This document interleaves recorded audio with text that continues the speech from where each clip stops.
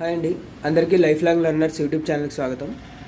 ఈరోజు మనం pre market analysis for 8th ఫిబ్రవరి 2024 గురించి తెలుసుకుందాం.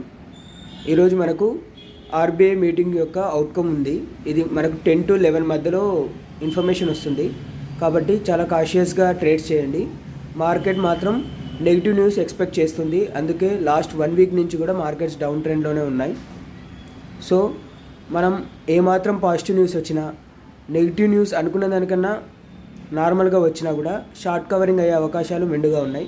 కాబట్టి మీరు ఏదైనా ట్రేడ్స్ ప్లాన్ చేసినట్టయితే ఆఫ్టర్ 12 ప్లాన్ చేయడం వుడ్ బి ద బెటర్. మీకు అప్ టు 12 వరకు ఇండియా వీక్స్ ఎక్కువ ఉంటుంది, ప్రీమియమ్స్ ఎక్కువ ఉంటాయి, వొలటాలిటీ ఎక్కువ ఉంటుంది.